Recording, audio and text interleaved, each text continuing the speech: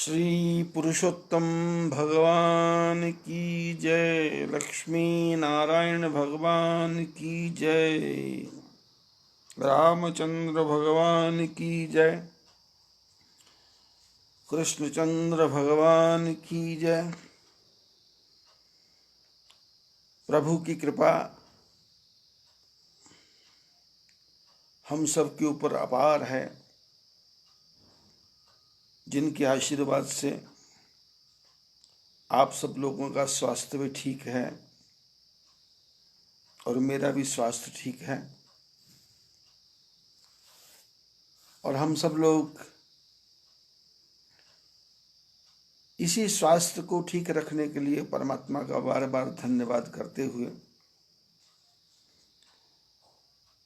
भगवान के मधुर मधुर गुणों का व्याख्यान कर रहे हैं, जिनके गुणों से परमात्मा की भक्ति भी हो रही है, परमात्मा का धन्यवाद भी हो रहा है और हम अपने मन में आत्म संतोष का एक आनंद ले रहे हैं। क्योंकि शास्त्रों में लिखा है कि सम संतोषन और सुख, संतोष के समान कोई सुख नहीं है।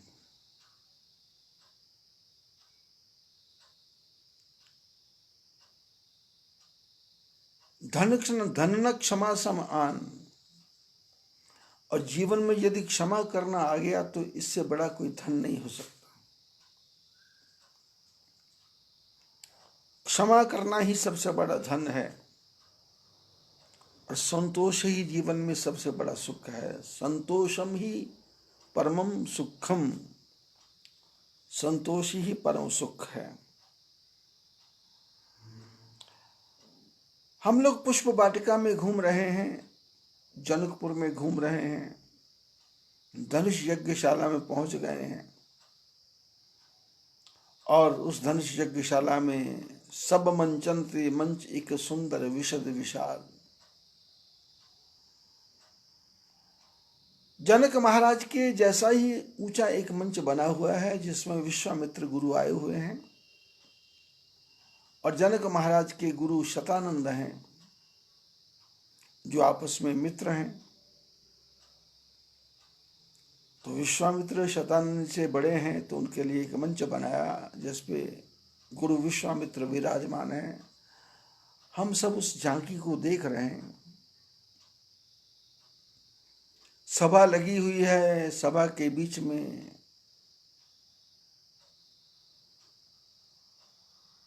उत्तम मध्यम नीच लघु 4 प्रकार के जो जीव हैं जनकपुर के वासी, वो सब भी सीता जी के धनुष यज्ञ का दर्शन करने आए और बड़े बड़े राजा भी आए, राक्षस भेद बदल बदल के आए, जनकपुर के स्त्री पुरुष भी आए और आकाश में देवता भी आ गए। ऐसा सुंदर दृश्य कहाँ देखने को मिलता है। राम जी के विवाह को देखने के लिए, धनुष यज्ञ को देखने के लिए ब्रह्मा शंकर इंद्र कुबेर वरुण सब आ गए, क्योंकि सबकी इच्छा है। और गुरु महाराज की आज्ञा से राम लक्ष्मण एक दिन पहले ही नगर में घूम चुके, दर्शन कराया। राजा विदेह की धर्मपत्नी का नाम सुनैना है, सुनैना। और जनकपुर की जितनी स्त्रियां हैं उनके बारे में गोस्वामी जी ने लिखा कि वो राम जी का रूप कैसे देख रही हैं। वो सुनैनी, बोले अपने सुंदर नयनों से जनकपुर की स्त्रियां राम जी का दर्शन करती हैं। बोले जनक की पत्नी का नाम ही सुनैना नहीं है, और जितनी भी जनकपुर की स्त्रियां हैं, महिलाएं हैं, उनका नाम, उनके आंखें भी सुनैनी है। और सुनैने नयन सबके सुंदर हो गए, तो इन सुंदर नयनों में ब्रह्मा जी के 8 नयन भी सुंदर हो गए और शंकर भगवान के 15 नयन सुंदर हो गए और इंद्र के 1000 आंखें जो शरीर में छिद्र बन गए थे वो भी नयन हो गए। और शेषनाग जिनके 1000 मस्तक हैं, 1000 मस्तक पे 2-2 आंखें हैं, तो शेषनाग 2000 आंखों से देखने के लिए आए हैं। अब जनक महाराज ने देखा समाज आया है, उत्तम मध्यम नीच लघु, जो जैसे हैं उनकी वैसी व्यवस्था की। लोग तो बैठे हैं जनकपुर के महल में, यज्ञशाला में धनुष पड़ा हुआ है, उसको तोड़ने के लिए राजा आए हैं, लेकिन किसी को धनुष टूटने के बारे में, धनुष टूटेगा नहीं टूटेगा, धनुष कहाँ है क्या है, लेकिन जब राम लक्ष्मण विश्वामित्र जी के पास आके बैठे तो जितने भी लोग हैं सब एक ही जगह देख रहे हैं कि वो राम लक्ष्मण बैठे हैं। जनक भी उनकी तरफ देख रहे हैं, नगर की नर नारियां भी उनकी तरफ देख रहे हैं और आपस में बातें चल रही हैं कि भाई ये क्या लफड़ा है, ये क्या झंझट है, धनुष टूटेगा तो वो क्या होगा। लोगों ने कहा कि जनक महाराज तो बुद्धिमान है और हम मूर्ख हैं, जड़ हैं। यदि हम बुद्धिमान होते तो हम भी जनक जैसा बनते, पर हम जड़ हैं। पर सारे नगर के स्त्री पुरुष भगवान से प्रार्थना करते हैं कि बोले प्रभु ऐसा करो, ये हमारी मूर्खता जनक को दे दो। ये जनक जो ज्ञानी है ये मूर्ख बन जाए और मूर्ख बन के कह दे कि मैंने धनुष के यज्ञ का, जो धनुष भंग की मैंने बातें की है, मैंने वो कैंसिल कर दी और वो राम जी के साथ सीता जी की शादी मैं कर दूंगा। तो भगवान से सारे जनकपुरी के लोग प्रार्थना करते हैं कि हमारी मूर्खता जनक को दे दो, मैंने जनक को मूर्ख बना दूं।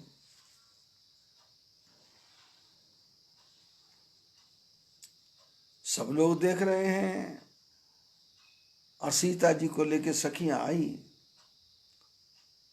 सखियों के हाथ में जयमाला है, सीता सुंदर वस्त्रों को पहन के, सुंदर आभूषणों को पहन के आ रही हैं। बोले इनकी उपमा कैसे दें? बोले सब उपमा झूठी लगती है। चंद्रमा से उपमा नहीं दे सकते, लक्ष्मी से उपमा नहीं दे सकते, क्योंकि लक्ष्मी का पिता समुद्र है खारा, लक्ष्मी का भाई चंद्रमा है, घटता बढ़ता रहता है, लक्ष्मी का भाई जहर है, विष है, सबको मारता है, लक्ष्मी का भाई शराब है, सबको पागल कर देता है। इसलिए सीता जी को लक्ष्मी के बराबर भी नहीं कह सकते। बोले सीता क्या है? बोले सीता सीता ही है। सब उपमा कभी लगे जुठारी, सारी उपमाएं झूठी लगती। और जानकी जी जब यज्ञशाला में पधारी, धनुष यज्ञशाला में पधारी, तो वो वहां आकर के पिताजी की तरफ नहीं देख रही, उनकी आंखें चंचल होकर के ढूंढ रही हैं। किसको? राजाओं को नहीं, धनुष को नहीं। पूरी समाज भरा पड़ा है, भीड़ लगी हुई है और भीड़ का कोई अंत नहीं है। उसमें आंखें चंचल हो रही हैं मृगी की तरह और सीता जी देख रही हैं कि वो कल वाले राजकुमार कहाँ हैं। तो जब उन्होंने धीरे धीरे देखा तो विश्वामित्र जी के साथ में राम लक्ष्मण जी को बैठे देखा तो आंखें टिक गई, टकटकी लग गई। मनहु निमिष पलक निमित तजियो दिकंचल,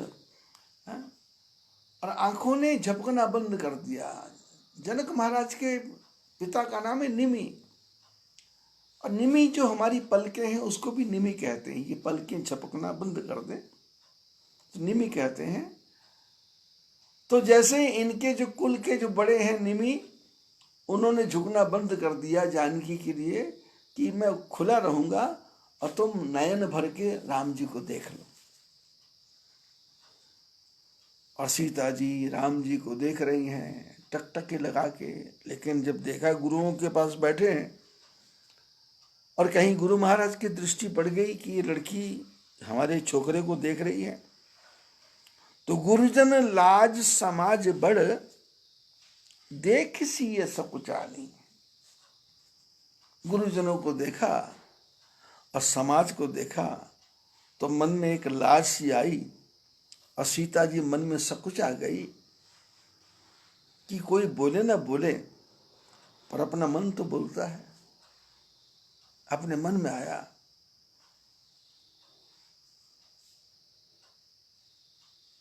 और जब ऐसा विचार आया तो सीता ने कहा अब क्या करूं मैं। तो राम जी को देख देते तो सीता सखियों की तरफ देखने लग गई। तो सखियों ने देखा जानकी हमारी तरफ देख रही है। पहले पर क्या किया सीता जी ने, लागी विलोकन सखिन तब तब रघुवीर ही उर आनी। सीता जी सखियों को देख रही हैं पर आंखें सखियों को देख रही हैं। पर सीता जी ने बड़ी चालाकी से राम जी को अपने हृदय के अंदर बिठा लिया और वहां राम जी का दर्शन कर रही हैं। दिल के आईने में है तस्वीर यार, जब जरा गर्दन झुकाई देख ली। मन के मंदिर में प्यारे बिठा ली उसे। सीता जी ने राम जी को मन के मंदिर में बिठा लिया। राम रूप और उसी छवि देखे नर नारिन परिहरिहने में से। जो जनकपुर के लोग बैठे थे चारों तरफ भीड़, वो क्या देख रहे हैं? राजाओं को नहीं, गुरुजी को नहीं, धनुष को नहीं, जनक को नहीं। जनकपुर के सब लोग कभी राम को देखते हैं, कभी सीता को देखते हैं, कभी राम को देखते कभी सीता जी को देखते। सब स्त्री पुरुष सोचे ही सकल कहत सकुचाही। विधिजन विनय कर ही मन माही। सब सोच रहे हैं। क्या सोच रहे हैं? कि सीता राम जी की जोड़ी बहुत अच्छी है, पर बोले किससे, कहें किससे?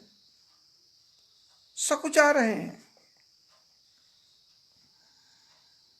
और भगवान से प्रार्थना करते, प्रभु जनक की बुद्धि घुमा दो, जनक की बुद्धि घुमा दो।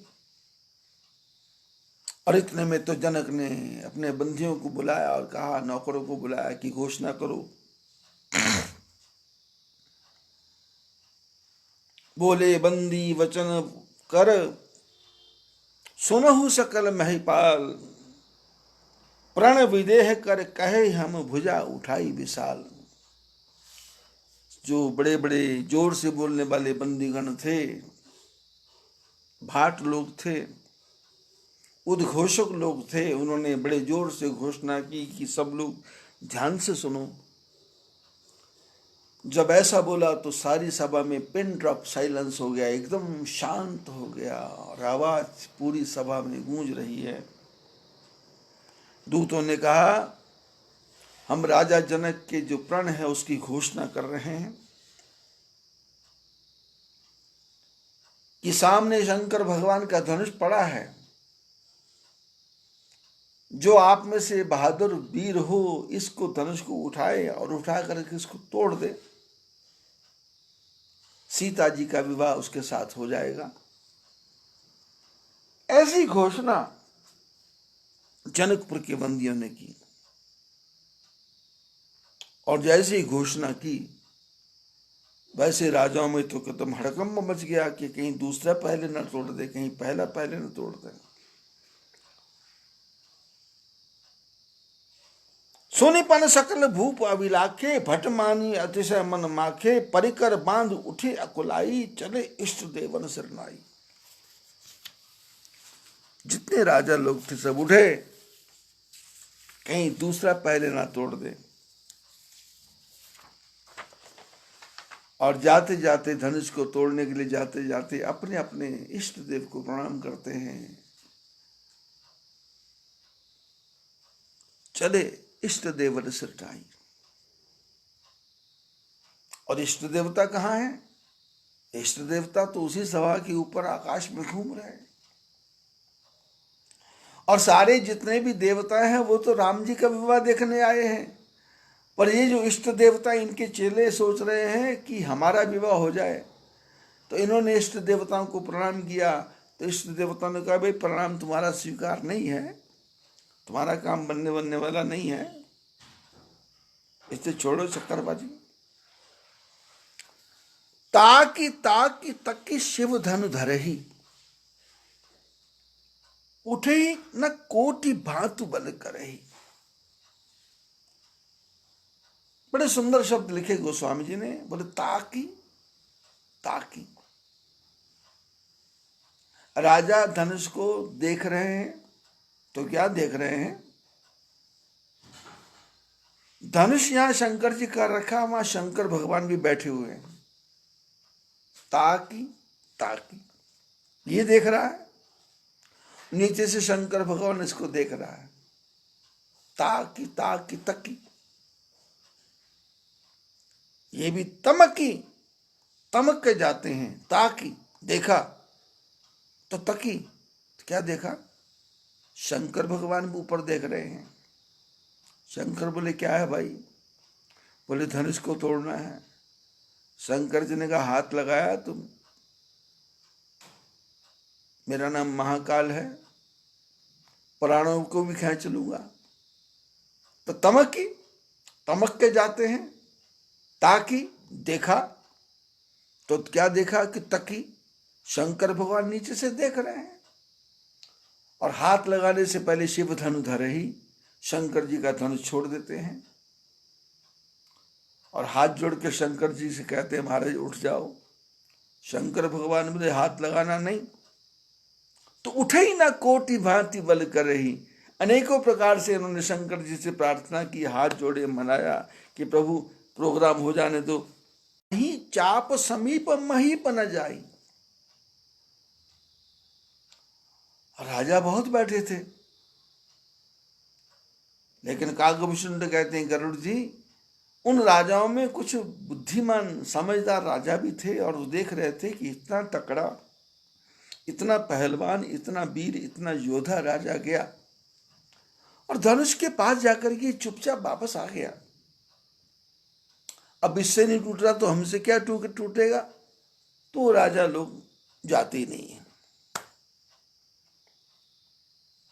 और जब धनुष नहीं हिला तो जितने भी 10,000 राजा थे वो सारे उठ के खड़े हो गए।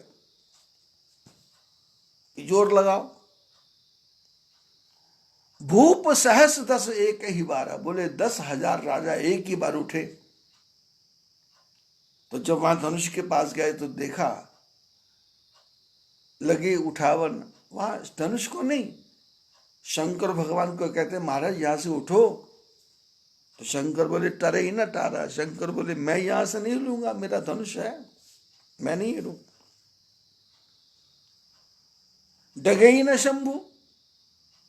शंकर जी हिलते नहीं है, ना शंकर हिल रहे हैं, ना शंकर जी का धनुष हिल रहा है। डगे ही ना शंभु सरासन कैसे। बोले न शंकर भगवान हिल रहे हैं, न शंकर भगवान का धनुष हिल रहा है। क्योंकि शंकर भगवान उस सभा में आ गए थे, और जब आ गए थे तो उन्होंने कहा कहाँ बैठूं? तो बोले मेरा धनुष है, उसको पकड़ के बैठता हूं मैं। कैसे मेरे बिना ऑर्डर के तोड़ सकते हैं? ये तो जब राम जी आएंगे वो तोड़ेंगे, और सीता जी राम की हैं, उनसे साथ विवाह होगा, इसलिए शंकर जी बैठ गए। तो वैसे तो अर्थ दूसरा है, पर महापुरुष लोग, बुद्धिमान लोग, समझदार लोग, ज्ञानी लोग इसमें भी रस लेते हैं। वो कहते हैं कि डगे ही न शंभु। शंकर भगवान 10,000 राजा गए शंकर भगवान को मनाने, प्रभु हिलो। शंकर बोले क्यों? तुम लोग बैठे हुए थे, मैंने बोला हिलो। और तुम आए क्यों? बोले धनुष तोड़ना है। बोले मेरा धनुष तोड़ोगे और मेरे बिना ऑर्डर के तोड़ोगे? डगे ही न शंभु, शंकर भगवान भी हिलने रहे, डिगते नहीं है, हिलते नहीं है, और सारा सन और धनुष भी हिलता नहीं है। बोले कैसे? बोले कामी वचन सती मन जैसे। बोले जैसे कोई कामी पुरुष किसी स्त्री के सामने विपरीत कामना कर दे और सती स्त्री उस तरफ ध्यान ही नहीं देती है, उसको मूर्ख समझ के उसको क्षमा कर देती है और उसकी चर्चा भी नहीं करती, ऐसे शंकर भगवान का धनुष है।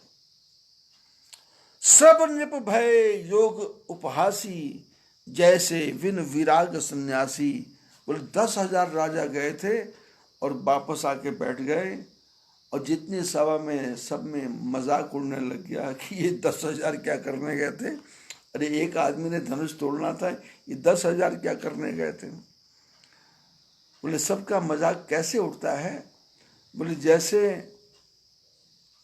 बिना वैराग्य के कोई सन्यासी बन जाए, घर बार छोड़ दे और 15-20 दिन के बाद में सिर मुड़ा करके घर आ जाए, पत्नी भी गाली देती है, माँ बाप भी गाली देते हैं और मोहल्ले वाले भी मजाक उड़ाते हैं कि बड़ा वैराग्य चढ़ा था।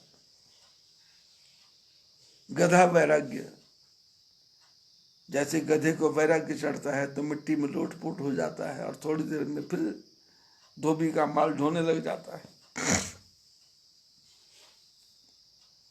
कीरति विजय वीरता भारी, चले चाप कर बर्फ सहारी।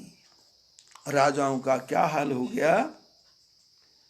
धनुष के पास जाते ही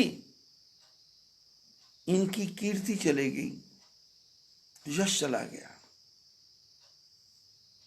ठाकुर जी बैठे हैं, उनके सामने तुम अपना बल दिखाना चाहते हो।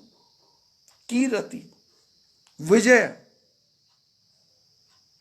संसार में जो विजय का यश फैला था वो भी चला गया, और जो अपने आप को वीर मान रहे थे वो भी चली गई। चले चाप कर बर्फ सहारी, धनुष के पास जानते ही सब कुछ हार गए, सब कुछ लुटा के होश में आए तो क्या किया? श्रीहत भय हरि ही राजा, बैठे निज निज जाई समाजा। और जितने राजा थे वो श्री उनकी चली गई, चेहरे का तेज खत्म हो गया और अपने अपने समाज में जाके राजा बैठ गए। और जनक महाराज देख रहे हैं कि ये हो क्या रहा है। एक उठ रहा है वापस जा रहा है, दूसरा उठ रहा है वापस जा रहा है, तीसरा उठ रहा है वापस जा रहा है। 10,000 राजा आए, सबके सब बैठ गए। जनक महाराज तो एकदम डिप्रेशन में चले गए, विचार में डूब गए। ऐसा कैसे हो सकता है? ये धनुष जो सामने पड़ा है, इसको 4 दिन पहले सीता ने अपने बाएं हाथ से उठा कर रखा है। शंकर जी का धनुष था, वो मेरे को दे के गए थे, मैंने उसको उस स्थान पर रखवा दिया। शंकर जी को कहा यहाँ रख दो, और मैंने कभी चेष्टा नहीं की। और शंकर भगवान ने कहा ये धनुष आसानी से हिलने वाला नहीं है, लेकिन घर में थोड़ा सा सफाई करने के लिए सीता जी ने थोड़ा सा गोबर वगैरह लीपना था, तो उन्होंने वो धनुष उठाया, उठा करके ऊंची जगह पर रख दिया। और जब ऊपर रखा तो जनक महाराज देख रहे थे कि धनुष नीचे पड़ा हुआ था, इसको ऊपर किसने रखा? तो आके पूछा ये धनुष ऊपर किसने रखा? सीता जी ने कहा मैंने। जनक महाराज ने ये नहीं कहा कि भाई इसको तो कोई उठा सकता नहीं, तो उन्होंने कहा तुमने कैसे रख दिया? तो सीता जी ने बाएं हाथ से फिर उठा के रख दिया। और जनक समझ गए कि ये मेरी बेटी जो है पृथ्वी की पुत्री, जब पृथ्वी सारे संसार को उठा सकती है तो पृथ्वी की पुत्री इस छोटे से धनुष को क्यों नहीं उठा सकती। इसलिए घोषणा करनी चाहिए कि अब जो ये धनुष है इसका समस्या ही समाप्त हो जाए। उठाना, रखना, धरना, पहुंचना, झाड़ना। बोले अब तो घोषणा कर दो, जो इस धनुष को तोड़ेगा उसका विवाह सीता जी के साथ हो जाएगा। राजा जनक ने चारों तरफ देखा, सारे राजा शांत बैठे हैं, सभा शांत है, किसी के मुंह से शब्द नहीं फूट रहा।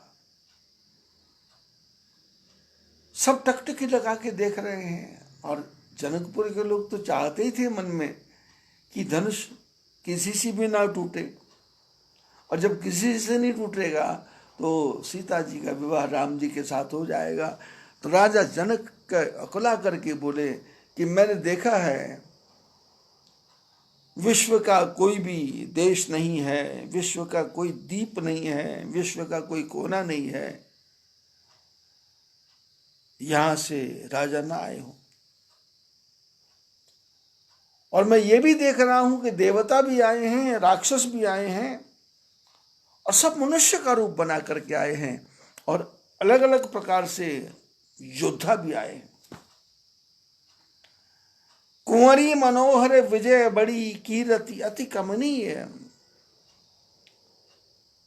पावनिहार विरंच जनु रच्यो न मनु धनु दमनी। बोले मेरी लड़की मनोहर है, और इसको विजय करने के लिए, कीर्ति के लिए मैंने कहा था, लेकिन आप में से कोई भी ये काम कर सका नहीं।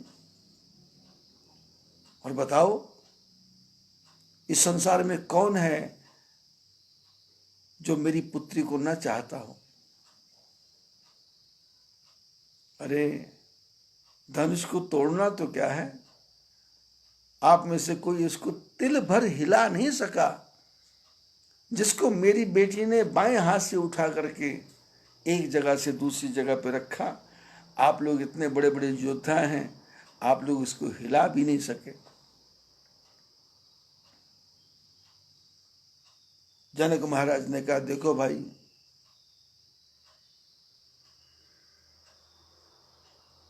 आज के बाद कोई भी अपने को योद्धा मानने की चेष्टा नहीं करे। अब जनि को माखे भट मानी, वीर विहीन मही मैं जानी।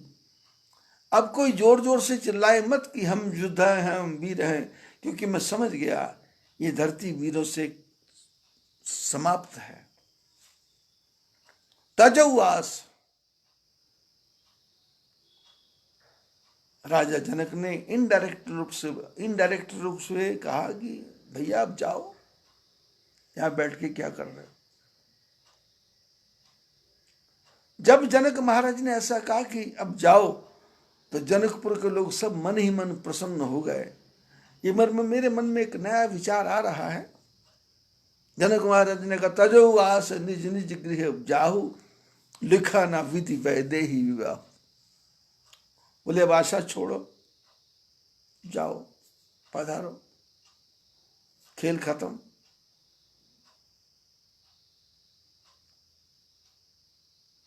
तजऊ आस निज निज गृह जाहु, लिखा ना विधि वैदेही विवाहु। सुकृत जाई जो प्रण परिहरहु, कुंवरी कुंवारी रहु का करो। यदि मैं अपने प्रण को छोड़ता हूं कि धनुष जो तोड़ेगा उसके साथ शादी करूंगा, यदि मैं उसको तोड़ता हूं तो मेरी सारी जो पुण्य है, मेरा जो यश है, मेरा जो मान है, मेरा जो ऐश्वर्य है, वो सब चला जाएगा। लेकिन मेरी लड़की कुंवारी रह जाएगी। अब करूं तो क्या करूं। जनक महाराज ने कहा यदि मैं जानता कि धरती पर योद्धा समाप्त हो गए हैं, धरती पर शूरवीर समाप्त हो गए हैं, तो फिर मैं ये प्रण करता ही क्यों। मेरे मन में आता ही क्यों? और जनक जी के वचनों को जब जनकपुर के स्त्री पुरुषों ने सुना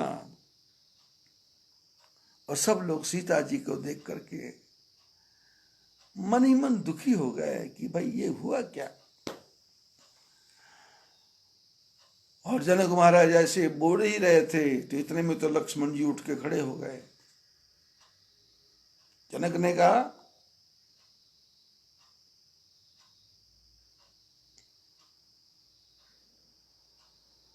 अब जनी को माखे भट मानी।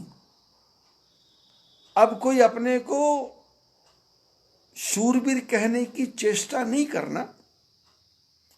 तो सारी सभा में सन्नाटा छा गया और इतने में लक्ष्मण उठे और उठते ही जो माखे शब्द था उसी माखे शब्द को लक्ष्मण जी ने पकड़ा तो माखे लखन।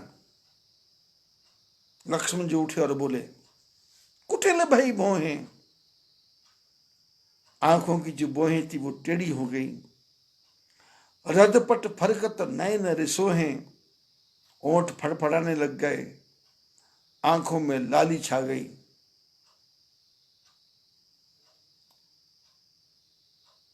लेकिन कुछ बोलना चाहते हैं पर हालत क्या हो गई। कही न सकत रघुवीर डर, लगे वचन जनुबान।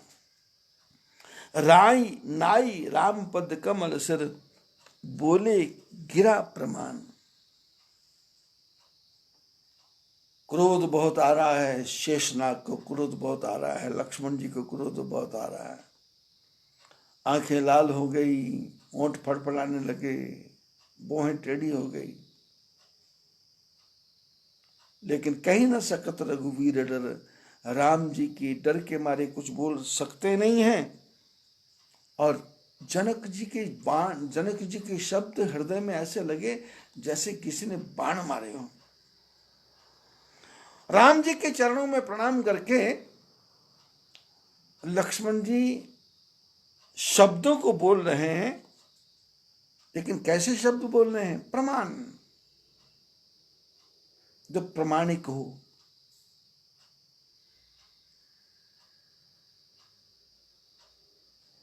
आप ही के शब्द जो हैं वो शब्द नहीं हैं।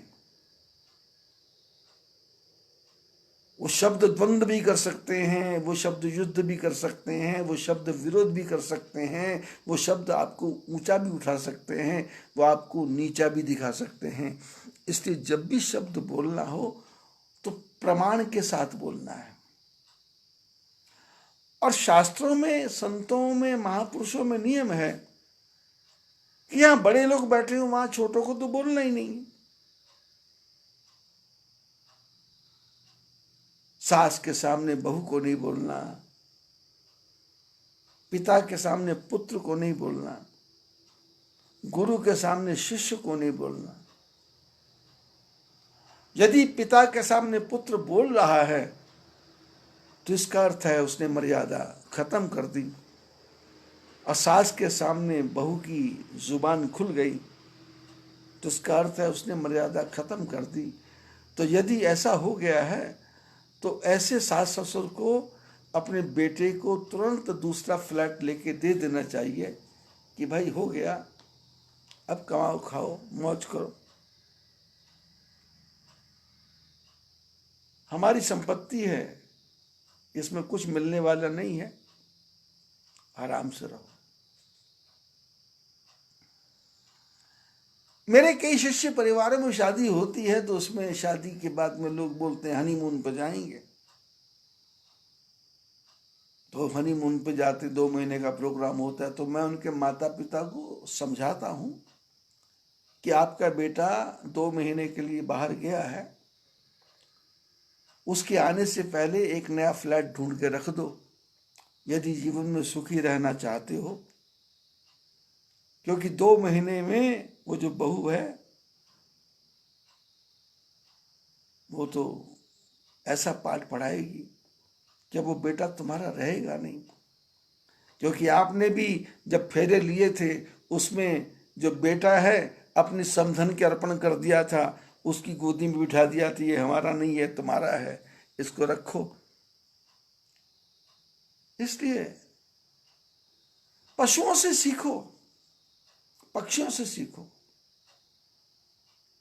ये घेरे बना बना के परिवार में, ये भी मेरे साथ ही रहेगा, ये भी मेरे साथ ही रहेगा। अरे क्या साथ रहेगा? अरे उड़ो बच्चा, पंख लग गए हैं, ऊंची उड़ान है, आकाश खुला है, जितना उड़ना चाहो उड़ो, स्वयं कमाओ, स्वयं खाओ। छोटा सा चूहा भी अपने बच्चों को पास रखता नहीं। चींटियां भी अपने काम में लगी हुई हैं, किसी को कुछ लेना देना नहीं है। मधुमक्खियां भी अपने काम में लगी हुई हैं। उनके अंदर एक दास प्रथा है, नौकर प्रथा है। मधुमक्खियों में एक ही रानी मक्खी है, बाकी सब मजदूर हैं, उसी का पोषण कर रहे हैं। चींटियों में भी यही प्रथा है, एक ही रानी है, बाकी सब मजदूर हैं और सब काम कर रहे हैं, वर्क कर रहे हैं। और हम चींटी में से मनुष्य बन गए, हम मधुमक्खी में से मनुष्य बन गए, तो हमारे मन में वही भावना है जैसे चींटी के मन में थी, जैसे मधुमक्खी मन में थी, कि मैं जिंदगी भर गधे की तरह ढोता रहूंगा, गधे की तरह ढोता रहूंगा और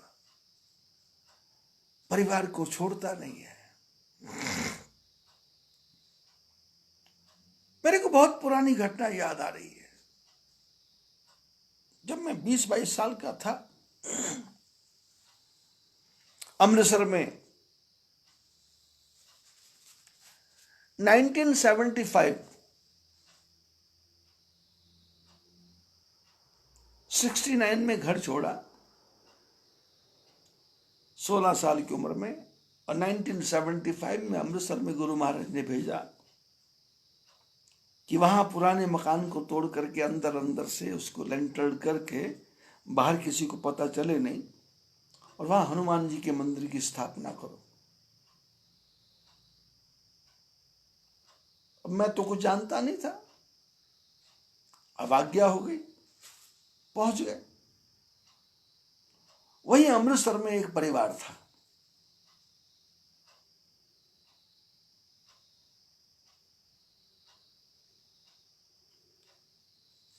उस परिवार के साथ मेरा अटैचमेंट हो गया, आना जाना हो गया। क्योंकि उस समय नया नया टीवी चला था, तो रात को 8-1 बजे वो प्रोग्राम कुछ आया करते थे, तो मंदिर बंद करके 8:30 बजे हम चोरी से उनके घर चले जाते, तो वहां देख लेते टीवी वगैरह। ज्यादा फोन वोन की व्यवस्था थी नहीं, और ट्रंक कॉल का समय था। गुरु महाराज को ट्रंक कॉल करके फोन कर देते कि ठीक चल रहा है, काम बढ़िया चल रहा है, पैसा भेज दो, ये कर दो, वो कर दो। वहां अमृतसर में एक परिवार था जिनके यहां मेरा आना जाना। अब हुआ ये कि उनकी बहू ऑफिस में काम करती, सास से बनी नहीं, ससुर से बनी नहीं, और भी देरानी जेठानियां थी। तो एक दिन ऐसी कोई बात चली, तो उसने कहा महाराज मैं परेशान हूं। मैंने कहा क्या हो गया? बोले बच्चा छोटा है, अभी 6 महीने का हुआ है, और मैं सरकारी कर्मचारी हूं, ऑफिस जाना पड़ता है, और मेरी माँ रहती है कलकत्ता, मैं यहां रहती हूं। आपने देखा होगा आलू वालिया कटरा अमृतसर में, स्वर्ण मंदिर के सामने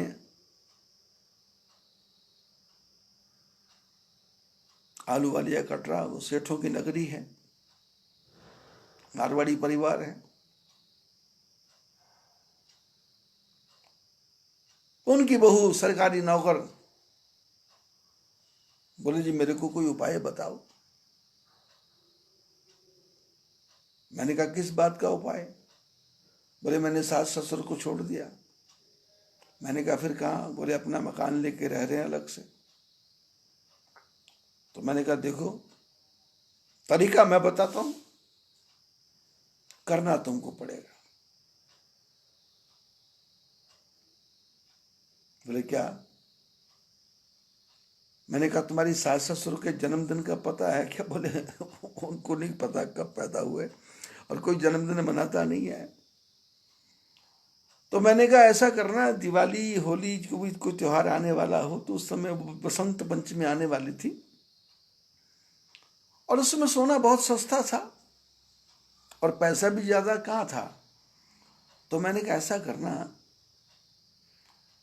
सोने की 2 चूड़ी बना करके और सास के पास जाना, प्रणाम करना और थोड़ी सी मिठाई विठाई ले जाना। तेरी सास को क्या चल रहा था? बोले उनको गुलाब जामुन बहुत अच्छे। मैं कहा गुलाब जामुन का डिब्बा 2 किलो ले जाना और जा करके रखना। बसंत पंचमी की प्रणाम करना और प्रणाम करने के बाद में कोई धक्का तो मारेगा नहीं, तो फिर धीरे से सास के पास बैठना, ससुर के पास बैठना, कैसा हाल है, कैसी तबीयत है क्या नहीं है, और पूछने के बाद में तो वो डिब्बे में से जो मिठाई है वो देना और देने के बाद में अपने पर्स में से सोने की 2 चूड़ियां निकालना। जब ससुर सामने बैठे हो तो अपनी सास को बोलना मम्मी जी अपनी बाँह दिखाओ जरा। तो जब बाँह दिखाए तो उसके एक हाथ में 1 चूड़ी डाल देना, दूसरे हाथ में दूसरी चूड़ी डाल देना और चूड़ी डाल के चरणों में प्रणाम करना। वो सास बोलेगी ये क्या कर रही है, ये क्या कर रही है? बोले माता जी बसंत पंचमी है तो आज पीला पीला होता है, पीले कपड़े, पीला सब कुछ, तो मेरे मन में आया कि मैं अपनी माता जी को, क्योंकि मेरी माँ तो कलकत्ता में रहती है, अब यहाँ तो आप ही मेरी माँ हो, ये चूड़ी। मैंने कहा बोलना कुछ नहीं और दे करके वापस आ जाना।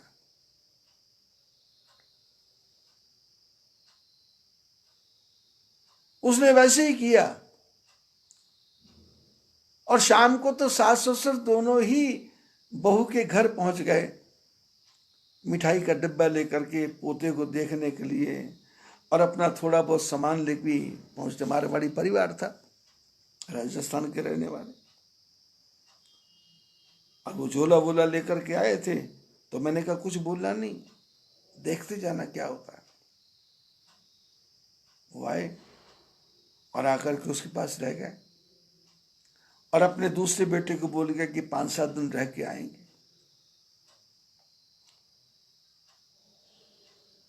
अब जैसे माता पिता है प्रातःकाल वो लड़की फिर मेरे पास आ गई, बहू महाराज जी मम्मी डैडी। मैंने कहा कुछ नहीं करना, रोज 5 रुपए सास को दे देना, रोज 5 रुपए सास को दे देना कि मम्मी जी यदि कोई सामान वामान की जरूरत हो तो वो आप ले लेना, ले लेना, और वो पैसे वापस नहीं लेना। उस जमाने में 5 रुपए बहुत हुआ करते थे, 5 रुपए का 3 किलो 4 किलो आटा आ जाया करता था। सास 5 रुपए लेती, अपने पति के पास देती और 2-3 महीने के बाद में पति का देहांत हो गया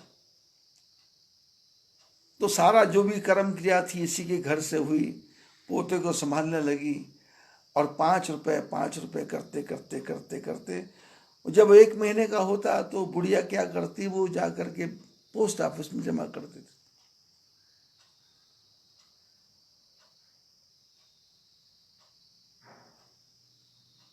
नाइनटीन 1975 से लेकर के आज 45 साल हो गए। वो जो पोता है उसकी शादी हो गई, उस लड़के के भी लड़के की शादी हो गई और वो दादी आज भी जिंदा है। 5 के 25 किए, 25 के 50 किए, 50 के 100 किए, मैं बढ़ाता गया और काम होता गया। बहू ने कहा महाराज जी मैं तो बहुत सुखी है। मैंने कहा ये जो बूढ़े हैं ना, ये बूढ़े बूढ़े नहीं हैं, ये फ्री के नौकर चौकीदार हैं। ऐसा चौकीदार संसार में बिना पैसे के कहीं नहीं मिलेगा।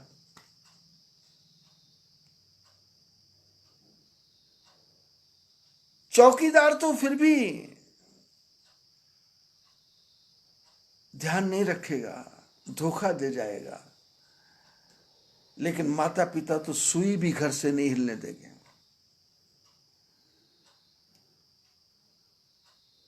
जीवन की जो परिप्रेक्ष्य है उसको हम समझते नहीं हैं।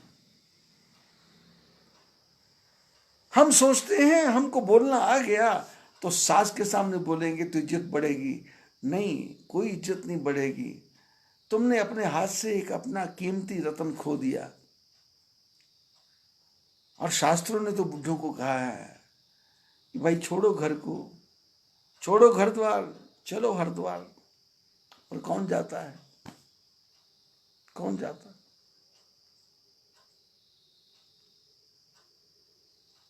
1975 से 1977 के बाद से मैं प्रचार ही प्रसार कर रहा हूं। 1977 से लेकर के 89 तक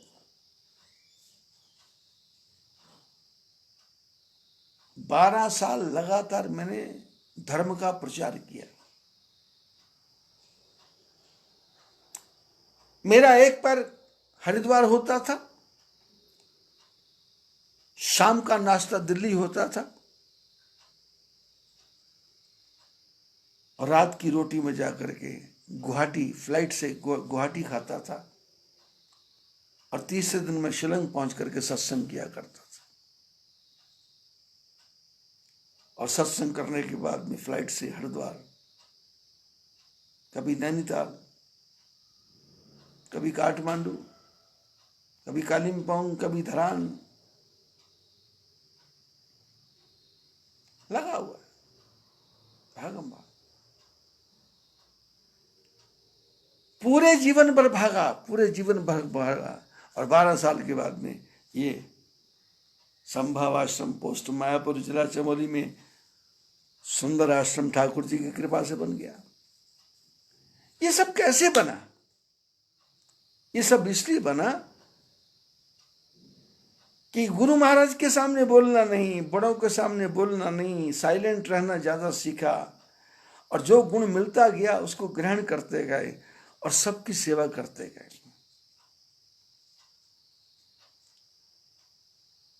पूरे समाज में शांति छाई हुई है जनक महाराज के यहाँ।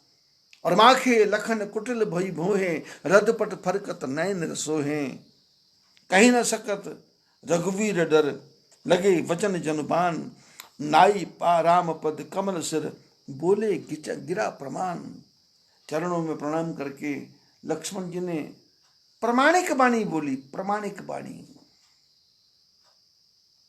ओवर रिएक्ट नहीं, ओवर एक्शन नहीं। मैं बहुत बुद्धिमान हूं, ये ऐसा भी नहीं। और हम सब माता पिता के सामने कहां बुद्धिमान हो सकते हैं? हम अपने बुजुर्गों के सामने कहां बुद्धिमान हो सकते हैं? उन्होंने जीवन जिया है, हमारा तो अभी शुरू हुआ है। और ज्ञान तो एक पशु भी दे रहा है। घास खा करके दूध देता है, घास खा के दूध देता है, और घास खा के गोबर देता है, घास खा के गाय गोमूत्र देती है, औषधियां बनती हैं। घास खा के गोबर गैस प्लांट बनते हैं। और हम रोटी खा के, फल खा के बदबू वाली लैट्रिन करते हैं, जिसको फ्लश करना पड़ता है, जिसकी बास दिमाग में चढ़ जाती है।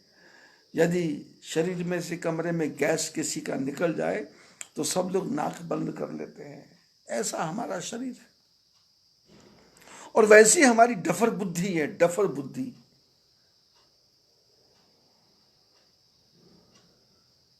मनुष्य के शरीर में ये खोपड़ी उल्टी है, उल्टी खोपड़ी उल्टे उल्टे ही विचार करती है, लेकिन परमात्मा ने इसमें हृदय जो बनाया है, ये सीधा बनाया है। ये सीधा हृदय सीधी बातें कैच करता है, मीठी बातें कैच करता है, सुंदर बातें कैच करता है। लेकिन ये खोपड़ी, इसको 2 दूनी 4 करना भी नहीं आता, 2+2 करना भी नहीं आता। ये 2-2 करता है, हर काम में ना ही करता है। बच्चा पैदा होगा, पता नहीं होगा या नहीं होगा। आदमी बीमार है, पता नहीं ठीक होगा नहीं होगा। बच्चा बड़ा हुआ, पता नहीं पड़ेगा नहीं पड़ेगा। दुकान खोलेंगे तो पता नहीं चलेगी नहीं चलेगी। धंधा करेंगे तो पता नहीं घाटा ना पड़ जाए। पहले ही नेगेटिव है। और आजकल तो लोगों ने हर बात में ना करना सीख लिया। घर में कोई भोजन करने आया तो पहले बोलेंगे, भोजन करोगे ना, चाय पियोगे ना, खाना खाओगे ना, बैठिए ना, आइए ना, भोजन कीजिए ना, बोलिए ना। क्योंकि उल्टी बुद्धि ने ना ही करना सीखा है, इसलिए इसकी हर बात में ना। ऐसा हो गया था ना, ऐसा कर दिया था ना, आप बोलिए ना। आप बोलते क्यों नहीं? अब ना ही ना है, हाँ तो है ही नहीं। और किसी भी आदमी से बात करके देख लो, वो कहता मेरा मूड ऑफ है। अरे भाई साहब, आपका मूड ऑन कब होता है ये भी बता दो। पत्नी को पति से 100 रुपया मांगना हो तो उसका मूड कब ठीक होगा, इसके लिए 100 बार सोचना पड़ता है। और पति को पत्नी से बात करनी हो तो उसका मूड कब ठीक होगा, इसके लिए 10 बार विचार करना पड़ता है। पिता को बेटे से बात करनी हो तो बेटे का मूड ऑफ है या नहीं है, ऑन है या नहीं है, विचार करना पड़ता है। और नौकर को बॉस से बात करनी हो तो देखना पड़ता है मालिक का मूड ठीक है या नहीं है। अपनी ही तनख्वाह लेनी है, लेकिन सोचना पड़ता है कि बोलूं या ना बोलूं, क्योंकि गारंटी नहीं है मालिक देगा या नहीं। मेरा एक शिष्य परिवार सूरत में रहता है, बड़ी भारी यार्न फैक्ट्री में वो मैनेजर है। तो पिछले दिनों चर्चा हुई, लॉकडाउन था, तो मैंने कहा भाई तुम्हारी फैक्ट्री चल रही है? बोले पहले से 10 गुना ज्यादा। मैंने कहा सैलरी मिल रही है? बोले मालिक ने सैलरी हमारी जो मैनेजर हैं उन सबकी आधी कर दी। बम्पर स्टॉक है, बम्पर सेल है, सबसे ज्यादा बढ़िया काम चल रहा है। लेकिन सोच रहे हैं यदि हम कहेंगे सैलरी बढ़ा दो तो क्या देगा, भैया नौकरी छोड़ दो। नौकरी लेने वाले 1000 आदमी हैं, लेकिन ना बोल सकते हैं। अब आधी सैलरी में गुजारा कर रहे हैं और जीवन की यात्रा चला रहे हैं। अपनी इच्छाओं को कम कर दिया, अपने जो रिक्वायरमेंट थी उसको कम कर दिया। और स्कूल के बच्चों के खर्चे कम नहीं हैं। स्कूल के जो एडमिनिस्ट्रेशन है वो नए नए तरीकों के साथ में दबाव डाल करके पैसा जमा करो, पैसा जमा करो, ऐसा परेशान।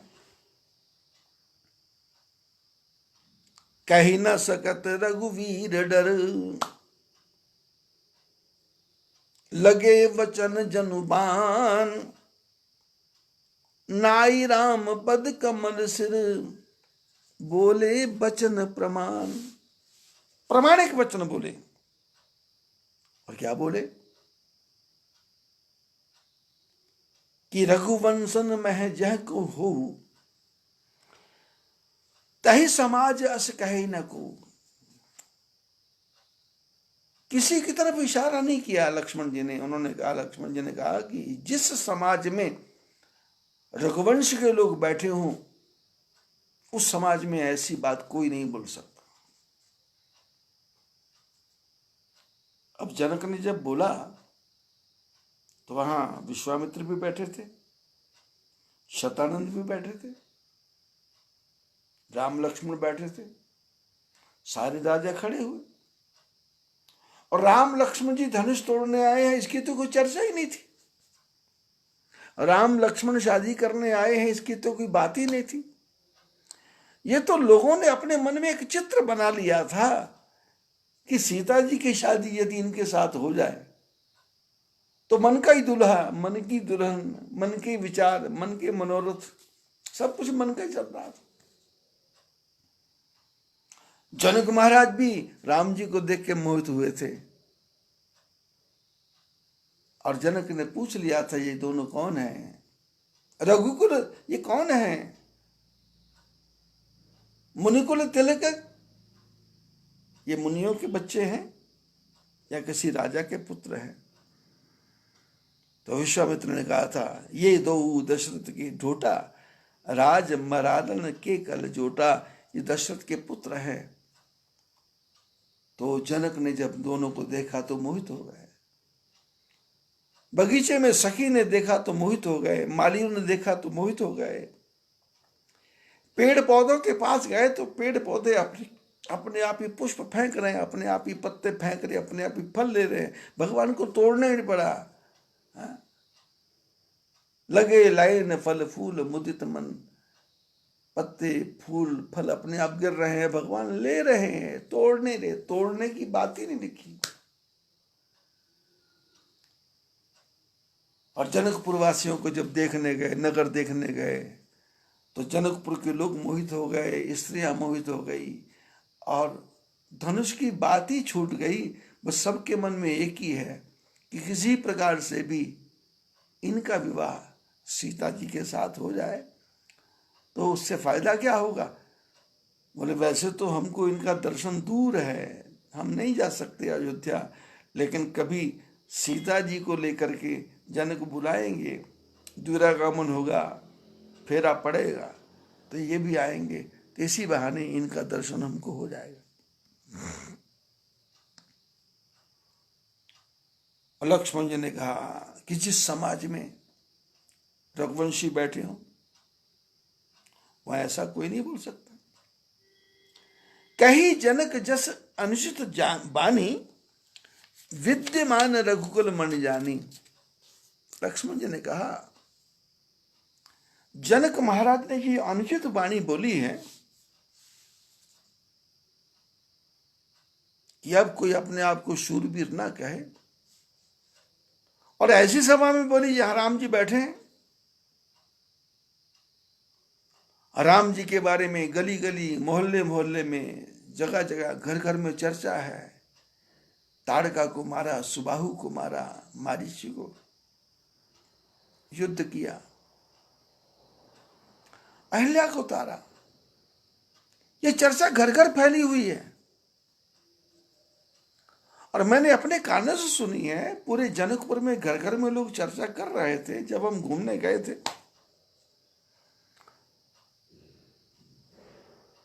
और लक्ष्मण जी ने प्रभु राम जी की तरफ देख के बोला, सुनहु भानुकुल पंकज भानु, कहो स्वभाव न कछु अभिमानु, जो तुम्हार अनुशासन पावो, कंदुक इब ब्रह्मांड उठावो, काचे घट जिमि डारो फोरी, सको मेरु मूलक जिमि तोरी, तब प्रताप महिमा भगवाना, को बापुरो पुनाक पुराना।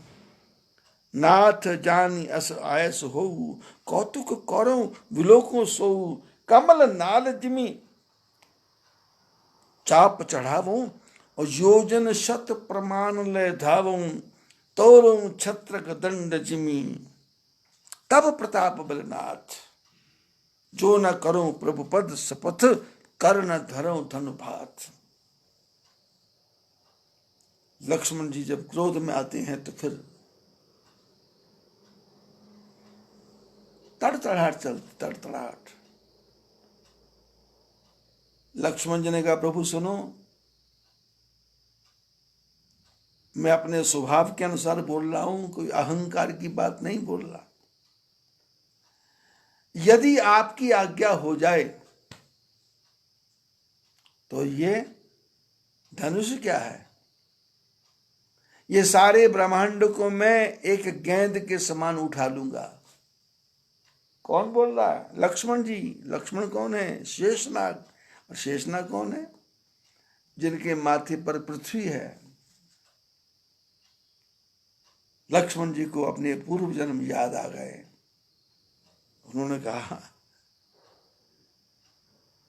कि धनुष की बात क्या कर रहे हो? यदि आपकी आज्ञा हो जाए तो सारी पृथ्वी को, ब्रह्मांड को, पृथ्वी नहीं पूरे ब्रह्मांड को गेंद के समान उठा लूं। जो तुम्हारा अनुशासन, यदि आपकी आज्ञा हो तो कंध के वो ब्रह्मांड उठाओ, गेंद के समान ब्रह्मांड को उठाऊंगा और उठा करके इसको कच्चे घड़े के समान फोड़ दूंगा। अब जैसे सुना फोड़ने की बात, राजा लोग तो कुर्सियों के नीचे घुस गए डर के मारे। बोले तोड़ फोड़ की बात हो रही है। अब इतने ज्ञान की बात इनके किसी के समझ में क्या आनी है, क्योंकि जितने राजा थे वो तो अपने मन में विचार कर रहे थे कि ये हो क्या गया। अब लक्ष्मण जी बोल रहे तो किसी की समझ में नहीं आ रहा, पानी सिर के ऊपर से बह रहा है। और जब इन्होंने कहा तोड़ दूंगा तो उन्होंने कहा क्या? बोले ब्रह्मांड। बोले कैसे? बोले कच्चे घड़े के समान। तो कई तरह से तो कुर्सी के नीचे घुस गए। बोले भाई, बोले तोड़ने की बात कर रहा है, कहीं हमारे सिर पे नहीं फोड़े। तो राम जी ने लक्ष्मण से इशारे इशारे में पूछा कि तुम ये ब्रह्मांड को कच्चे घड़े के समान क्यों फोड़ रहे हो? पक्के घड़े के समान फोड़ दो। लक्ष्मण जी ने कहा प्रभु, कच्चे घड़े में और पक्के घड़े में फर्क होता है। पक्के घड़े को तोड़ेंगे तो उसका दोबारा घड़ा नहीं बनता, और कच्चे घड़े को फोड़ते हैं तो फिर पानी डालो, मिट्टी फिर मैश करो और उसके बाद घड़ा दोबारा बना लो। तो लक्ष्मण जी ने कहा प्रभु, मैं फोड़ने वाला और आप बनाने वाले, और मैं ब्रह्मांड को तोड़ूंगा और आप निर्माण करने वाले, इसलिए काचे घट इव डारो फोरी, कच्चे घड़े के समान फोड़ूंगा। असको मेरु मूलिक जिम तोरी। बोले जैसे ये मेरु पर्वत है, जैसे इसको कोई मूली के समान तोड़ देता है, मूली के समान तोड़ देता है, ऐसे तोड़ दूंगा मैं। राम जी ने कहा तुम तोड़ोगे? बोले प्रभु नहीं नहीं, ऐसा नहीं है। तब प्रताप महिमा भगवान, आपकी कृपा से तोड़ सकता हूं। ये को बापुरो पिनाक पुराना, ये पुराना शंकर का धनुष क्या है मेरे सामने। प्रभु, यदि आपकी आज्ञा हो जाए, नाथ जानी अस आयस हो, यदि आप मेरे को आज्ञा कर दें तो एक कौतुक करके दिखाऊं, एक लीला करके दिखाऊं, एक तमाशा करके दिखाऊं आपको। जनक महाराज कह रहे हैं ये धनुष को तोड़ा नहीं, धनुष को उठाया नहीं, ये उठाने की बात कर रहे हैं। मैं जैसे पानी में से कमल की ककड़ी को कोई निकालता है, कमल के दंड को कोई निकालता है, ताकत लगती नहीं है, ये धनुष को मैं कमल की नाल के समान उठा लूंगा यदि आपकी आज्ञा हो तो, और 100 योजन तक भागूंगा मैं, और भाग करके इस धनुष को कैसे तोड़ूंगा? जैसे कोई मशरूम को तोड़ता हूं, जैसे कोई बरसात में पैदा होने वाले कुकुरमुत्ते को तोड़ता हूं। लकड़ी के ऊपर सफेद रंग के वो पैदा हो जाते हैं तो उसको तोड़ने के लिए ज्यादा जोर नहीं, थोड़ा सा हिलाओ टूट जाते। तोड़ो छत्रक दंड जिमी तब प्रताप बलनाथ। राम जी ने कहा ये तुम करोगे? बोले ना ना, आपके आशीर्वाद से आपकी शक्ति मिलेगी, तो मेरे में कोई शक्ति नहीं है। लक्ष्मण जी कैसे शब्द बोलते हैं? बोले वचन प्रमाण के साथ। हर काम करने के बाद में भगवान से बोलते हैं आपकी कृपा होगी, आपकी दया होगी, आपकी आज्ञा होगी, आपके अनुशासन होगा। और हम अपने जीवन में एक छोटा सा मकान बना लेते हैं, पूरे गांव को घुमा घुमा के दिखाते हैं, और साथ में कहते हैं ये सेल्फ मेड है, ये सेल्फ क्रिएट है, मैंने ताकत लगाई, मैंने मेहनत की, मैंने क्या क्या नहीं किया, मैंने क्या क्या नहीं सोचा, और मैंने कितनी मेहनत की, मैंने कितनी स्ट्रगल की। अरे कुछ भी स्ट्रगल करने की जरूरत नहीं है। परमात्मा ने माँ के पेट में छोटे से बीज से आपको 1.5 किलो का कर दिया, और माँ के गर्भ में से संसार में लाके खड़ा कर दिया, और शरीर चलता रहा, जीवन चलता रहा, जीवन की यात्रा चलती रही, और आनंद के साथ जीवन बीता। कभी पेट में दर्द नहीं होने दिया, कभी खांसी नहीं होने दी, कभी जुकाम नहीं होने दिया, और बड़ा कर दिया। पढ़ाने के लिए टीचर ठीक मिल गए, आचार्य ठीक मिल गए, गुरु ठीक मिल गए, वातावरण ठीक मिल गया, मौसम ठीक मिल गया, नौकरी लग गई, विद्वान बन गए, मकान बन गया। लेकिन इसमें तुम्हारा क्या है? इस शरीर में ये बुद्धि है। इस बुद्धि में यदि दिमाग का छोटा सा पेच ढीला हो जाए तो आदमी ऑफिस नहीं जाता, पागल खाने जाता है। हार्ट में थोड़ा सा दर्द हो जाए तो आदमी ऑफिस नहीं जाता, हॉस्पिटल जाता है।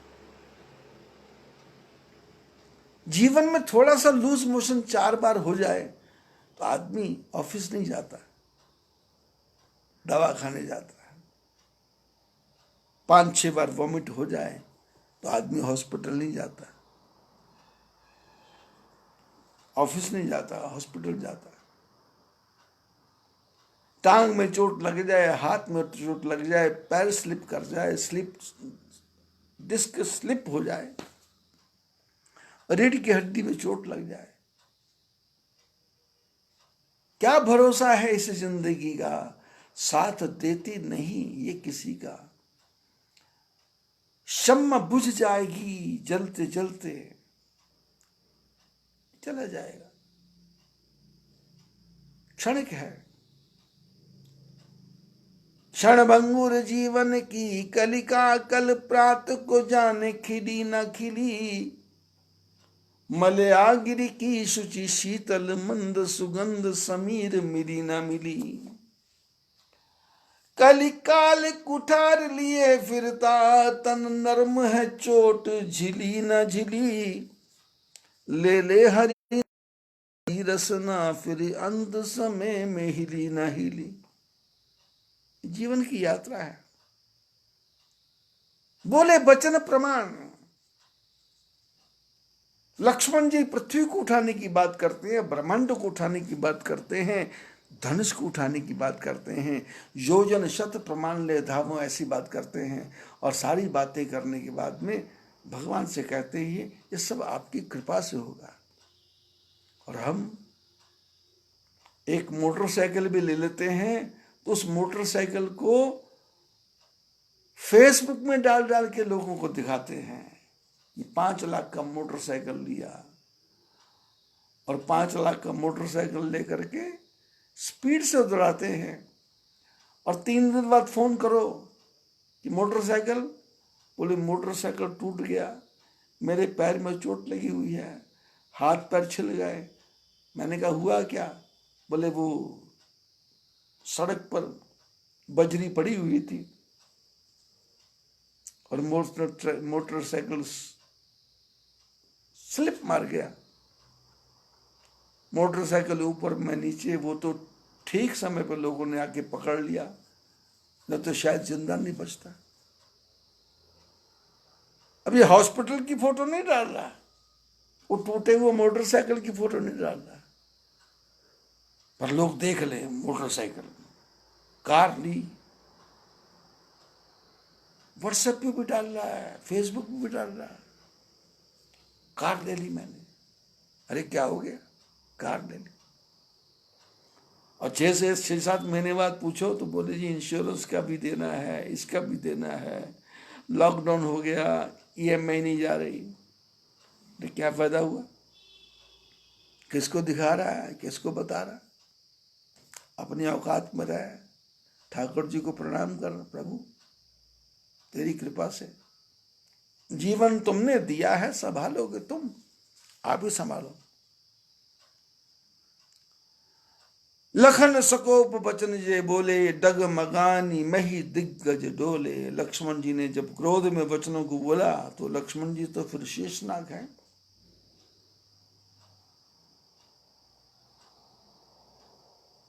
शास्त्रों में लिखा है, संत महापुरुष कहते हैं, लक्ष्मण जी जब पृथ्वी को धारण किए वो थोड़ा सा हल्का सा थक जाते हैं, 1000 मस्तक हैं, तो वो पृथ्वी को एक मस्तक से दूसरे मस्तक पर सरकाते हैं तो धरती पर 10 रिक्टर स्केल का भूकंप आ जाता है और 50-50 मंजिल की बिल्डिंगें धराशायी हो जाती। और ये तो खिसकाना क्या है, तो लक्ष्मण तो बोले, शेषनाग बोले, और बोले तो डगमगानी, धरती डगमग हो गई कि ये क्या हो गया भाई। शेषनाग बोल पड़े, डगमगानी मही। और शास्त्र कहते हैं ये हमारी 10 दिशाएं हैं, इस 10 दिशाओं में भगवान ने 10 हाथियों को रखा हुआ है, जिन 10 दिशाओं को अपनी सूंड से पकड़ के रखते हैं कि जिससे इनका बैलेंस न बिगड़े। आप लोगों ने एक नई टेक्निक सुनी होगी, देखी होगी टीवी पे भी, यूट्यूब पे भी, कि जब शहर में सड़कें बनती हैं तो मकान नीचे हो जाते हैं। तो पिछले 15-20-30 साल में एक नई टेक्निक आई है, लोग क्या करते हैं, मकान की नींव को अंदर से खोद करके उस नींव के अंदर जैक लगाते हैं और जैक लगा लगा करके उस पूरे मकान में कम से कम 400 जैक लगा देते हैं। और 400 जैक जब लगाते हैं तो 400 आदमी ही उस जैक को पुश करते हैं और उनको बताया जाता है कि बस कैसे कितना पुश करना है, कितना घुमाना है। तो आवाज एक आदमी लगाता है तो सब उसको एक एंगल तक खींचते हैं और मकान ऊपर उठता है, और ऐसे करते करते उस मकान को ऊपर उठा देते हैं, जैक लगा लगा।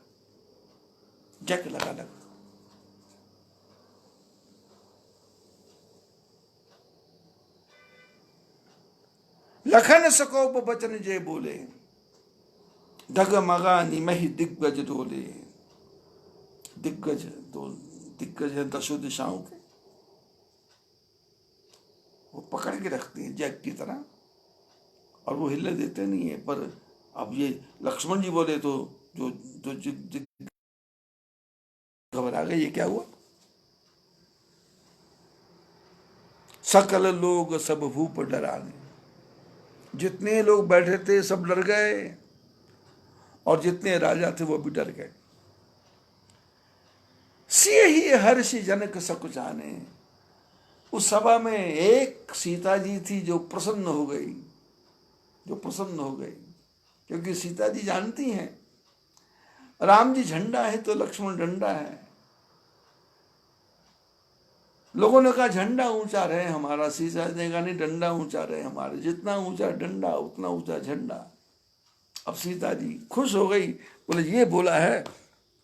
और वाटिका में भी देखा था सीता जी ने कि राम जी तो फूलों को तोड़ रहे थे तो पसीना आ रहा था, और लक्ष्मण जी ने एक तरफ बिठा करके पसीना पोंछ करके सजा करके बाहर निकाला था और लोगों को दर्शन कराए थे। तो सीता जी ने देख लिया था, और सीता जी लक्ष्मी है और नारायण, राम नारायण है। राम तुम जगदीश माया जाने, लक्ष्मण जी शेषनाग है, सीता जी जानती हैं। अब सीता जी ने जब देखा तो सिय ही हर्ष, सीता जी के मन में खुशी हुई और जनक थोड़ा सकुचा गए। गुरु रघुपति सब मुनि मन माही, मुदित भय पुनि पुनि पुल गाही। गुरु जी प्रसन्न हैं, राम जी प्रसन्न हैं और सारे महात्मा मन ही मन प्रसन्न हैं, और बार बार प्रसन्न होकर के राम जी की तरफ देख रहे हैं। लक्ष्मण जी बोलते जा रहे हैं तो राम जी ने इशारा किया, सै नहीं लख नहीं, सै नहीं रघुपति लखन निवारे। राम जी ने कहा नहीं कि लक्ष्मण क्या कर रहा, बैठ, नहीं, इशारा किया, पलकों से इशारा किया, प्रेम समेत निकट बैठा रे। और जैसे इशारा हुआ लक्ष्मण जी साइलेंट, क्रोध चला गया, आंखें सामान्य हो गई, पलकें ठीक हो गई, और जो तड़ाक सड़ाक हो रहा था वो सब बंद हो गया। राम जी ने अपने पास में बिठाया और कुछ नहीं कहा कि भाई ये क्यों बोला, क्या बोला, बोले जो होना था हो गया, ठीक हो गया। विश्वामित्र समय शुभ जानी, बोले अति स्नेहमय बानी। विश्वामित्र जी ने देखा कि सारे राजा उठ के खड़े हो गए, धनुष के पास गए, धनुष टूटा नहीं, वापस जाके बैठ गए। उसके बाद में जनक महाराज ने इतने कड़वे कड़वे शब्द बोले, फिर भी कोई राजा बोला नहीं। उसके बाद में लक्ष्मण उठे, उन्होंने इतनी जोर जोर से बोला और सब डर गए, सब बैठ गए, जनक सकुचा गए, लेकिन किसी ने कुछ बोला नहीं।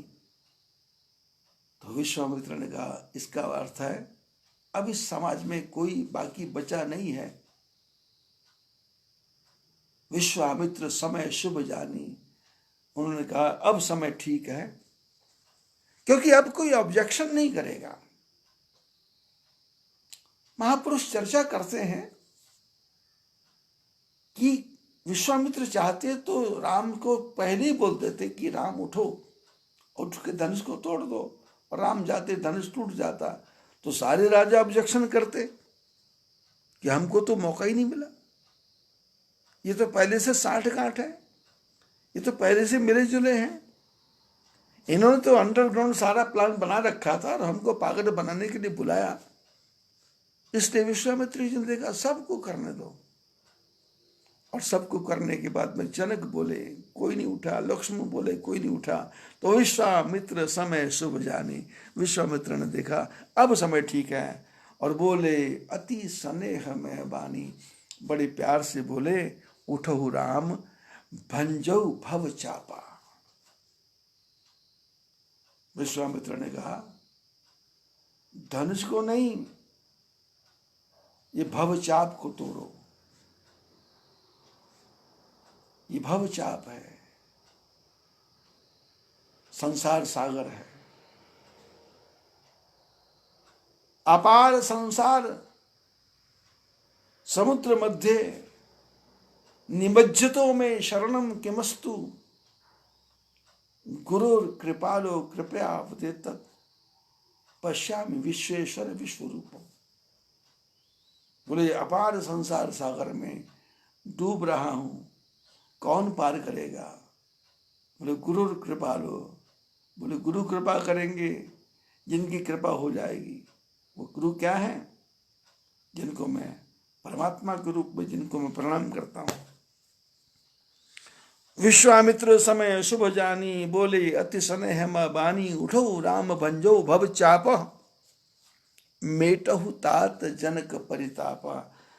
गुरुदेव ने कहा लक्ष्मण राम जी उठो, और उठ करके तोड़ो, धनुष को तोड़ो, भव चाप को तोड़ो, शंकर के चाप को तोड़ो, और जनक के मन के दुख का हरण करो।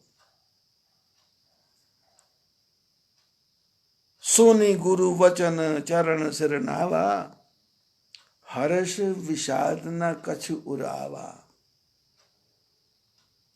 गुरु जी की आज्ञा हुई, राम जी उठे, गुरुदेव के चरणों में प्रणाम किया। ना कोई हर्ष है, ना कोई विषाद है। धनुष कैसे टूटेगा इसका दुख नहीं है, मैं धनुष तोड़ने जा रहा हूं इसका कोई हर्ष नहीं। ठाड़े भय उठी सहज सुभाए, ठवनी युवा मृग लाज लजाए। राम जी कैसे उठे हैं? जैसे एक मस्त सिंह उठ रहा है, नौजवान शेर उठ रहा है ऐसे। उदित उदय गिरी मंच पर रघुवर बाल पतंग, विकसे संतर सरोज सब, हर्षे लोचन भृंग। बोले जिस मंच पे बैठे थे, जब उस मंच से राम जी उठे तो ऐसा लगा जैसे पूर्व दिशा से सूर्य का छोटा रूप बाहर निकला हो। उदित उदय गिरी मंच पर रघुवर बाल पतंग। जैसे प्रातः काल का सूर्य निकलता है तो सूर्य को निकलते ही कमल सब खिल उठते हैं, दिशाओं के पक्षी चहचहाने लग जाते हैं। ऐसे ही राम जी को उठते विकसे संत सरोज, जितने महापुरुष थे वो कमल के समान खिल उठे और सबके जो आंखें थी भंवरों के समान नाचने लग गई। नृपन केरी आशा निशि नासी, बचन नखत अवली न प्रकाशी। बोले राम जी जब उठे तो राजाओं की जो आशा रूपी रात्रि थी वो समाप्त हो गई, आशा खत्म हो गई। मानी महीप कुमोतु सकुचाने, कपटी भूप उलू को लुकाने। लक्ष्मण राम जी जब उठे तो राजाओं की तो श्री चली गई और जैसे लगा जैसे उल्लू छुप जाते हैं, इस प्रकार से राजाओं की दशा हो गई। राम जी कैसे चलते हैं? सहज ही चले सकल जग स्वामी। राम जी धनुष की तरफ कैसे जाते हैं? सहज, धीरे धीरे, मत मंजुवर कुंजर गामी, जैसे कोई मस्त हाथी धीरे धीरे चल रहा हो। चलत राम सब पुर नर नारी, पुलक पूरी तन भय सुखारी। जब राम जी चले, जो जनकपुर के जितने भी स्त्रियां पुरुष थे सब पुलकित हो गए, आनंदित हो गए। किसी का दिमाग काम नहीं कर रहा कि धनुष कितना कठोर है, धनुष कितना भारी है। पर लक्ष्मण जी की भाषा सुन करके लोगों ने कहा जब छोटा भाई इतना काम कर सकता है तो बड़े के लिए तो छोटा सा काम है, ये तो छोटा सा काम है, कर सकता है। और जनकपुर के लोग क्या करते हैं? बंदी पितर सुर सकृत समारे, जो कुछ पुण्य पुण्य प्रभाव हमारे। तो शिव धनु मृणाल की नाई, तोरे हो राम गणेश गुसाई। जितने भी जनकपुर के लोग हैं हाथ जोड़ के अपने पितरों को याद करते हैं, अपने गुरुओं को याद करते हैं, गणेश जी को मनाते हैं, शंकर भगवान को मनाते हैं और हाथ जोड़ के प्रार्थना करते हैं कि प्रभु कृपा करना, ये धनुष इस बच्चे से टूट जाए और काम हो जाए। इस प्रकार से अयोध्या के लोग, जनकपुर के लोग प्रभु से प्रार्थना करते हैं। अब इनकी प्रार्थना स्वीकार होती है या नहीं होती है? पुरुषोत्तम, मर्यादा पुरुषोत्तम भगवान की सीता जी से विवाह होता है या नहीं होता है और कैसे होता है, इसके प्रसंग की चर्चा कल करेंगे। आज इतना ही, छोटा सा भजन गा लेते हैं। हरि का भजन कर नहीं तो पछताएगा। पुरुषोत्तम मास है, इसमें एक ही काम करना है।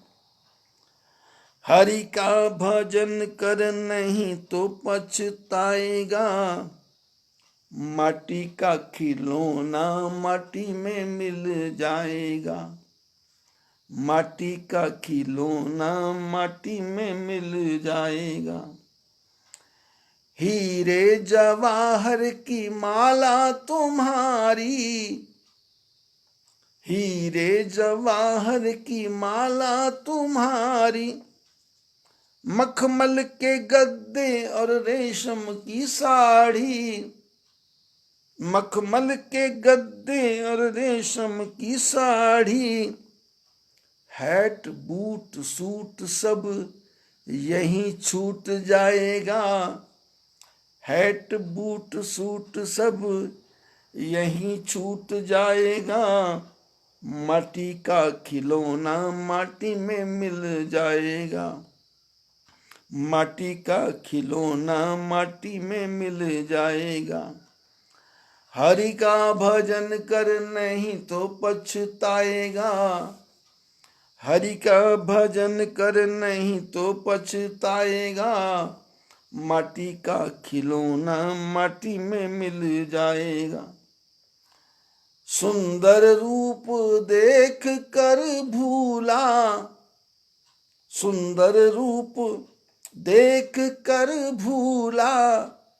धन जवानी के मद में है फूला।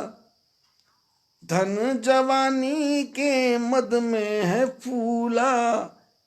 एक दिन हंस अकेला उड़ जाएगा।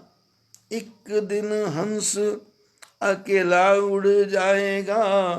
माटी का खिलौना माटी में मिल जाएगा। माटी का खिलौना माटी में मिल जाएगा। हरि का भजन कर नहीं तो पछताएगा। हरि का भजन कर नहीं तो पछताएगा। माटी का खिलौना माटी में मिल जाएगा। पत्नी पति पिता और माता। पत्नी पति पिता और माता। सखा सुमित्र सहोदर भ्राता। सखा सुमित्र सहोदर भ्राता। पल भर में नाता सभी टूट जाएगा। पल भर में नाता सभी टूट जाएगा। माटी का खिलौना माटी में मिल जाएगा। माटी का खिलौना माटी में मिल जाएगा। हरि का भजन कर नहीं तो पछताएगा। हरि का भजन कर नहीं तो पछताएगा। माटी का खिलौना माटी में मिल जाएगा। माटी का खिलौना माटी में मिल जाएगा। हीरा सा जन्म गवाए दिया सोए सोए। हीरा सा जन्म गवाए दिया सोए सोए। फिर पछताओगे दीवाने मन रोए रोए। फिर पछताओगे दीवाने मन रोए रोए। प्यारे फिर ऐसा जन्म नहीं पाएगा। प्यारे फिर ऐसा जन्म नहीं पाएगा। माटी का खिलौना माटी में मिल जाएगा। माटी का खिलौना माटी में मिल जाएगा। हरि का भजन कर नहीं तो पछताएगा। हरि का भजन कर नहीं तो पछताएगा। माटी का खिलौना माटी में मिल जाएगा। माटी का खिलौना माटी में।